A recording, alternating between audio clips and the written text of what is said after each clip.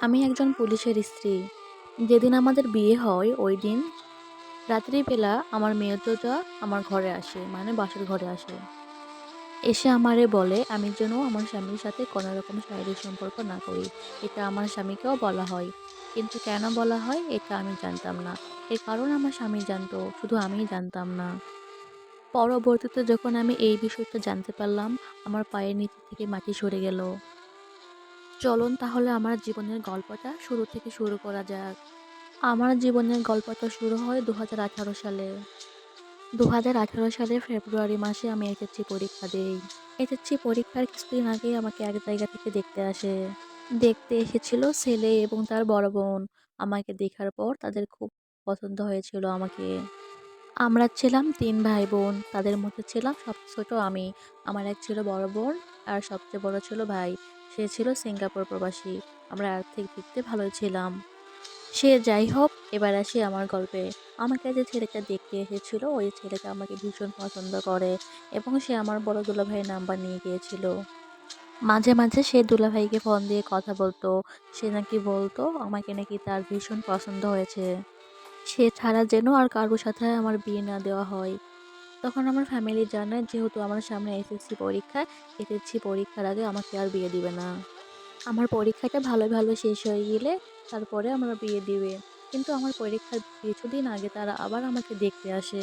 এবার তারা আমাকে অনেকজন মিলে দেখতে আসে। ছেলে এসেছিল, তার মামা, তার বড় ভাগিনা, তার মেজো ভাবি সবাই মিলে দেখতে এসেছিল।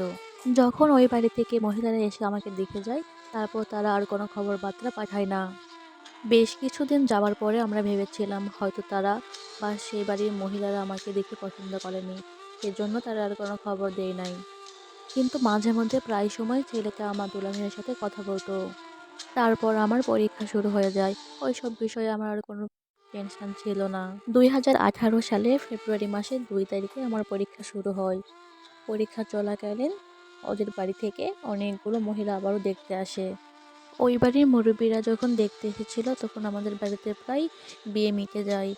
তারা আমাকে দেখে গিয়ে আমার পরিবারকেও দাওয়াত করে যায়। আপনারা আসেন, ছেলের বাড়ি দেখে যান। বলে রাখি এর মাঝখানে কিন্তু আমার ভাই সিঙ্গাপুর থেকে বাংলাদেশে ছুটিতে এসেছে মাত্র ৪০ দিনের। এরপরে আমার ভাইসহ আমাদের বাড়িতে মোটামুটি মুরব্বিরা সবাই মিলে ছেলেদের বাড়িতে দেখতে যায় এবং সেখান থেকে আসার পরেই আমাদের বিয়েটা পাকা হয়।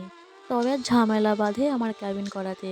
মানে ছেলে পক্ষরা বলে যে মাত্র ১০,০০০ টাকা কাবিনে তারা আমার বিয়ে পড়াবে। তখন আমার বড় ভাই আপত্তি করে বসে যে মাত্র ১০,০০০ টাকাতে বোনের বিয়ে দিব না। মাত্র ১০,০০০ টাকা কাবিন একটা কাবিন হইল নাকি? এই নিয়ে ছেলে পক্ষের সাথে আমাদের বাড়িতে কথা কাটাকাটি হয়। তখন ছেলের বড় দুলাভাই বলে বসে যে আমাদেরকে যৌতুক দিতে হবে।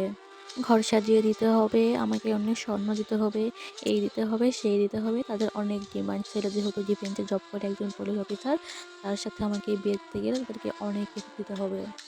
মানে তাদের চাহিদা এত পরিমাণ ছিল যে ৳১০,০০০ কাবিনে আমার ভাই বিয়ে দিতে না চেয়ে আমার বিয়েটা ভেঙে দেয়। সে বলে যে এইরকম পরিবারে এই বাড়িতে আমার বোনকে বিয়ে দেব না।